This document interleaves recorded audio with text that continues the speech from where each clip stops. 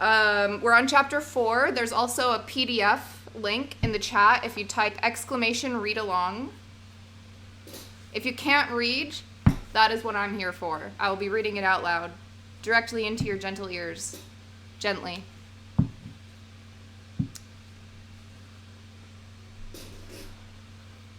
Oh, Billy Pilgrim was abducted by aliens, and that is why he can travel through time.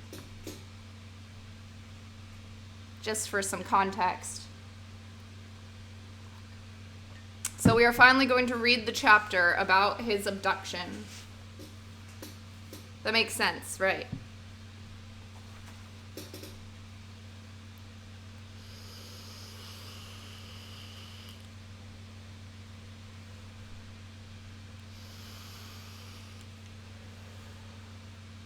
I will use this section as ASMR for sleep aid. You know what? That is one of the recommended uses of this section.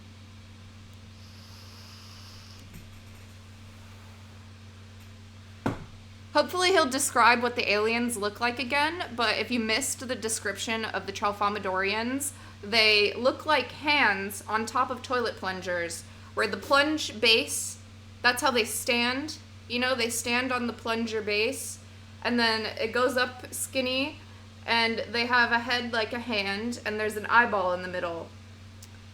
You know, I actually considered putting makeup around my eye today in the shape of a Tralfamadorian, because I have this green eyeliner, but I didn't have time. And also, I didn't know how serious the chapter is going to be, because it switches back and forth between, like, time travel and, like, crazy stuff to, like, describing war crimes. So I didn't want to put like a silly little thing on my face. I don't know. I might do it next week or something. I don't know. But that'll probably be the chapter where he describes the firebombing, and I'll just have like a fucking alien on my face in eyeliner. And he'll be like, and nobody survived. So it goes.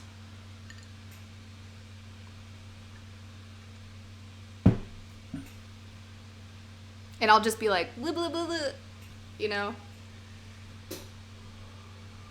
Wait, are you reading for this for the first time? No, but I haven't read it since I was 14 or 15. I haven't read it since high school.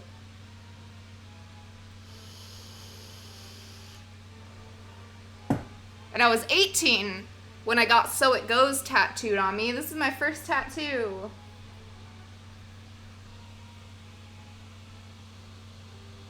So, at 18, I still hadn't read the book in like 5 years. So yeah, I was like, I don't know, I was like 14 the first time I read it.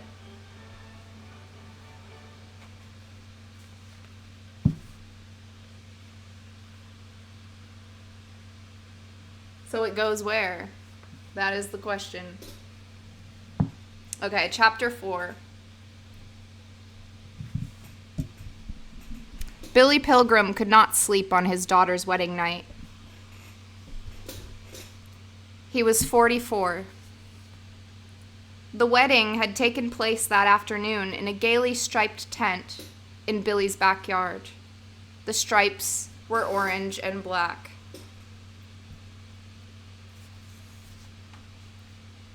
Billy and his wife, Valencia, nestled like spoons in their big double bed. They were jiggled by magic fingers. I pity anybody who hasn't been listening along. Okay, Billy and his wife Valencia nestled like spoons in their big double bed. They were jiggled by magic fingers. Valencia didn't need to be jiggled to sleep. Valencia was snoring like a bandsaw. The poor woman didn't have ovaries or a uterus anymore. They had been removed by a surgeon. By one of Billy's partners in the new Holiday Inn. There was a full moon. Billy got out of bed in the moonlight. He felt spooky and luminous. Felt as though he were wrapped in cool fur that was full of static electricity. He looked down at his bare feet. They were ivory and blue. Billy now shuffled down his upstairs hallway, knowing he was about to be kidnapped by a flying saucer. The hallway was zebra-striped with darkness and moonlight. The moonlight came into the hallway through the doorway of the empty rooms of Billy's 2 children. Children no more. They were gone forever. Billy was guided by dread and the lack of dread. Dread told him when to stop. Lack of it told him when to move again. He stopped. He went into his daughter's room. Her drawers were dumped. Her closet was empty. Heaped in the middle of the room were all the possessions she could not take on a honeymoon. She had a princess telephone extension all her own on her windowsill. Its tiny nightlight stared at Billy, and then it rang. Billy answered. There was a drunk at the other end. Billy could almost smell his breath, mustard gas and roses. It was a wrong number. Billy hung up. There was a soft drink bottle on the windowsill. Its label boasted that it contained no nourishment whatsoever. Billy Pilgrim padded. Aw, fuck.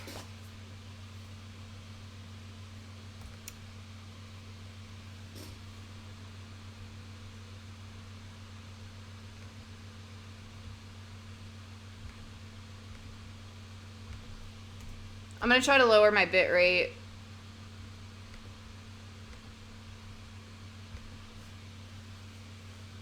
Where did we leave off? Sorry. I know, right? Like, fucking why, dude? Top of the page, please. Alright. Pixels don't matter, can't still hear just fine. Are you okay, Moose? Was that a typo? Am I supposed to take that seriously?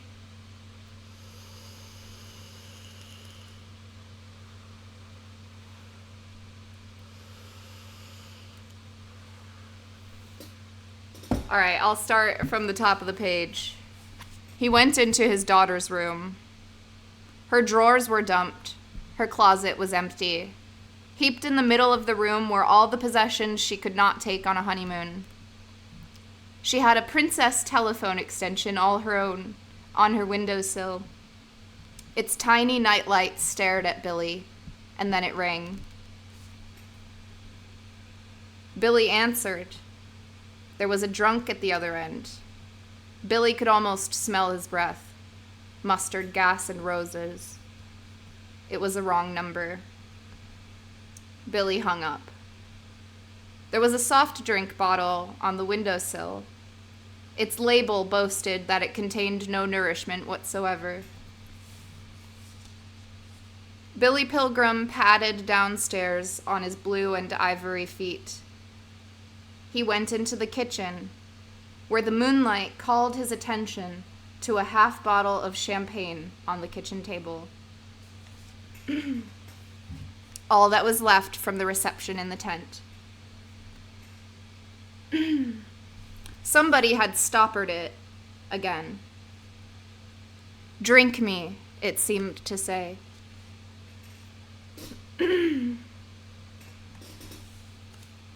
So Billy uncorked it with his thumbs.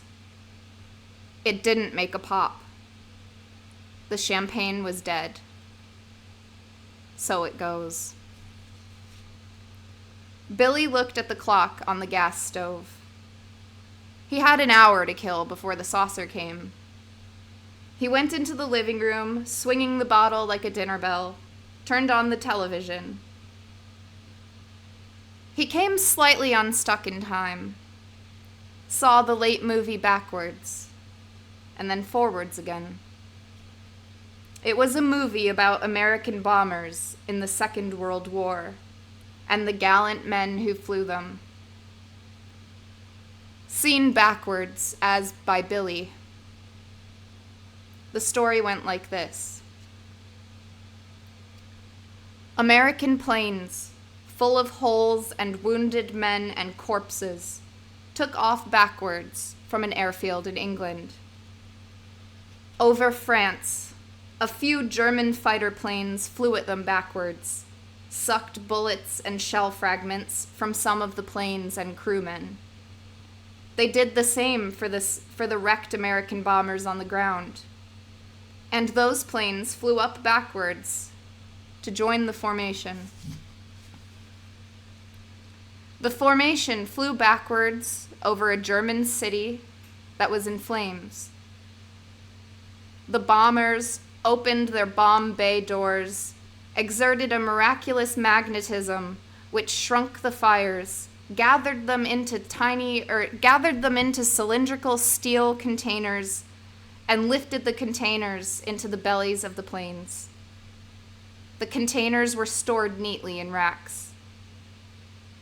The Germans below had miraculous devices of their own, which were long steel tubes.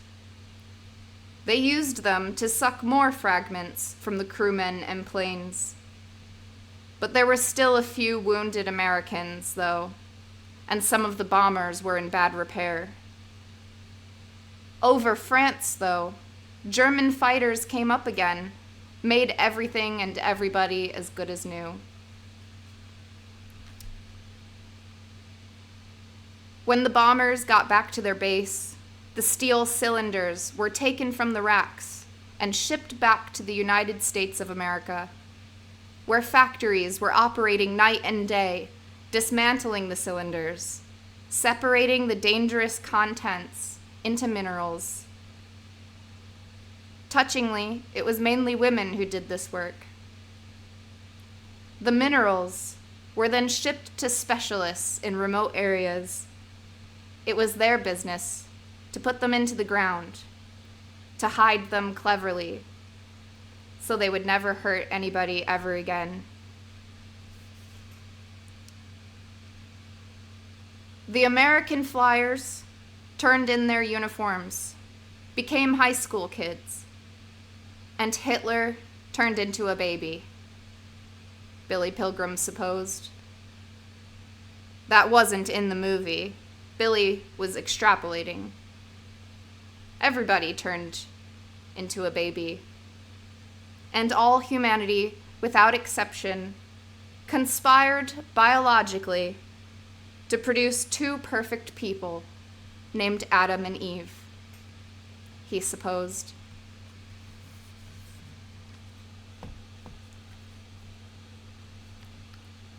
Billy saw the war movies backwards, then forwards. And then it was time to go out into his backyard to meet the flying saucer. Out he went, his blue and ivory feet crushing the wet salad of the lawn.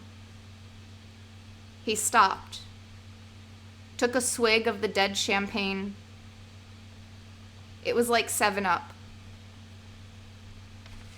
He would not raise his eyes to the sky, though. He knew there was a flying saucer from Tralfamadore up there. Okay, sorry, I read that sentence wrong. He would not raise his eyes to the sky, though he knew there was a flying saucer from Tralfamadore up there. He would see it soon enough. Soon enough. Overhead, he heard the cry of what might have been a melodious owl. But it wasn't a melodious owl. It was a flying saucer from Tralfamadore, navigating in both space and time, therefore seeming to Billy Pilgrim to have come from nowhere all at once. Somewhere, a big dog barked.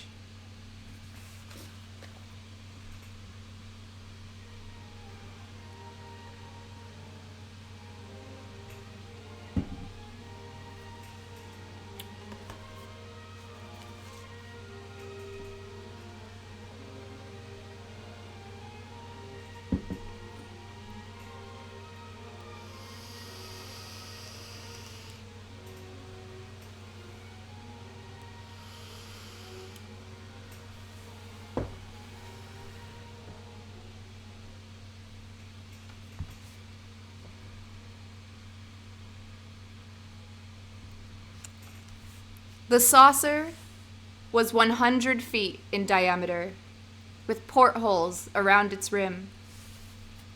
The light from the portholes was a pulsing purple. The only noise it made was the owl song. It came down to hover over Billy and to enclose him in a cylinder of pulsing purple light. Now there was the sound of a seeming kiss as an airtight hatch in the bottom of the saucer was opened. Down snaked a ladder that was outlined in pretty lights, like a Ferris wheel. Billy's will was paralyzed by a zap gun aimed at him from one of the portholes. It became imperative that he take hold of the bottom rung of the sinuous ladder, which he did. The rung was electrified so that Billy's hands locked onto it hard. He was hauled into the airlock, and the machinery closed the bottom door. Only then did the ladder, wound onto a reel in the airlock, let him go. Only then did Billy's brain start working again. There were 2 peepholes inside the airlock, with yellow eyes pressed to them. There was a speaker on the wall. You know what's funny? I'll take a break for a minute and do something we usually do on Saturday. In England, I tried one of those electric chair ones. I don't know why I said ones. You know those amusements at like arcades or whatever? There's like an electric chair. The ones in England are intense. I've never tried one before, but the kids, my niece and nephew, they were like, these are way stronger than the ones they have in America. And it like pretends to electrocute you by like vibrating really, really fast. And when you grab onto the handles, once it gets up to a certain amount of vibration, you literally can't like let go. Like your hands are like locked, even if it's like excruciating and weird, like you can't let go. So it's actually really weird because that's what that reminds me of. Like he wasn't actually being electrified. It like the ladder was probably vibrating like those fake electric chairs. I don't know. Very interesting, very compelling. I almost choked on my drink. All right. Only then did Billy's brain start working again. There were 2 peepholes inside the airlock, with yellow eyes pressed to them. There was a speaker on the wall. The Tralfamadorians had no voice boxes. They communicated telepathically.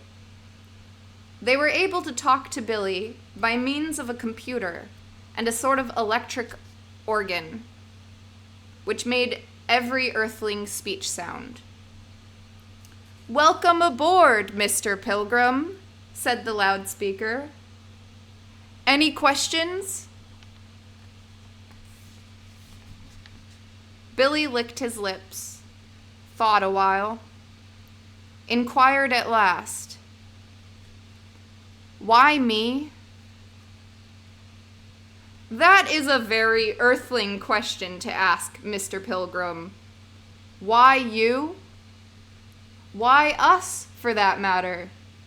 Why anything? Because this moment simply is. Have you ever seen bugs trapped in amber?" Yes.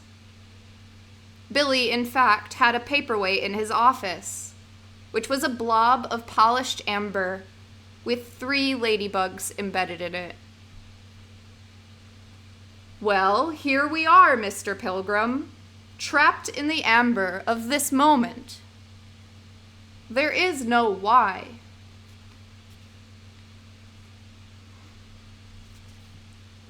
They introduced an anesthetic into Billy's atmosphere now, put him to sleep. They carried him to a cabin where he was strapped to a yellow Barca lounger which they had stolen from a Sears and Roebuck warehouse. The hold of the saucer was crammed with other stolen merchandise, which would be used to furnish Billy's artificial habitat in a zoo on Tralfamadore.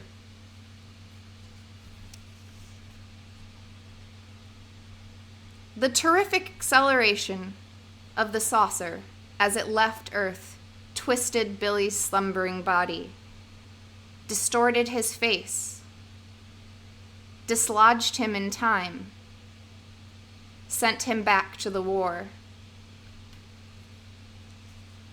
When he regained consciousness, he wasn't on a flying saucer. He was in a boxcar, crossing Germany. Again. Some people were rising from the floor of the car, and others were lying down. Billy planned to lie down too. It would be lovely to sleep. It was black in the car, and black outside the car, which seemed to be going about 2 miles per hour. The car never seemed to go any faster than that. It was a long time between clicks, between joints in the track. There would be a click, and then a year would go by, and then there would be another click. The train often stopped to let really important trains bawl and hurtle by.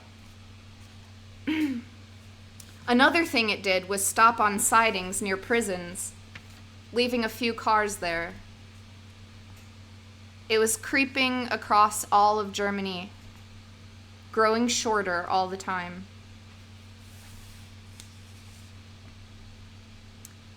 And Billy let himself down, oh so gradually now, hanging on to the diagonal cross brace in the corner in order to make himself seem nearly weightless to those he was joining on the floor.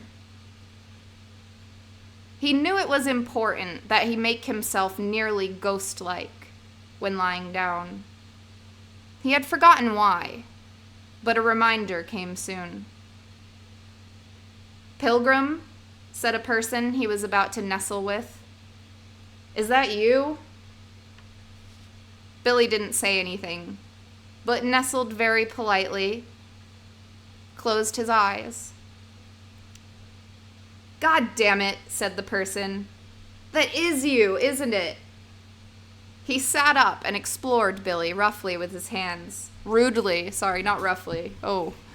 He sat up and explored Billy rudely with his hands. "It's you, all right. Get the hell out of here." Now Billy sat up too, wretched, close to tears. "Get out of here, I want to sleep." "Shut up," said somebody else. "I'll shut up when Billy Pilgrim gets away from here." So Billy stood up again, clung to the cross brace. "Where can I sleep?" he asked quietly. "Not with me." "Not with me, you son of a bitch," said somebody else. "You yell, you kick." "I do?" "You're goddamn right you do, and whimper." "I do?" "Keep the hell away from here, Pilgrim." And now there was an acrimonious madrigal, with parts sung in all quarters of the car. Nearly everybody, seemingly, had an atrocity story of something Billy Pilgrim had done to him in his sleep. Everybody told Billy Pilgrim to keep the hell away. So Billy Pilgrim had to sleep standing up, or not sleep at all. And food had stopped coming in through the ventilators, and the days and nights were colder all the time.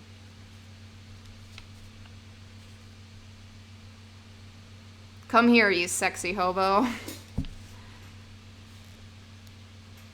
So Billy Pilgrim had to sleep standing up or not sleep at all, and food had stopped coming in through the ventilators, and the days and nights were colder all the time. On the 8th day, the 40-year-old hobo said to Billy, "This ain't bad. I can be comfortable anywhere." "You can?" said Billy. On the 9th day, the hobo died. So it goes. His last words were, "You think this is bad? This ain't bad." There was something about death and the 9th day.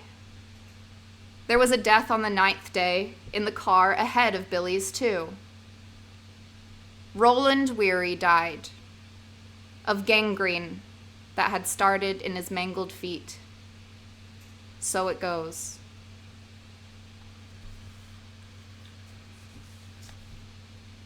Weary, in his nearly continuous delirium, told again and again of the Three Musketeers, acknowledged that he was dying, gave many messages to be delivered to his family in Pittsburgh.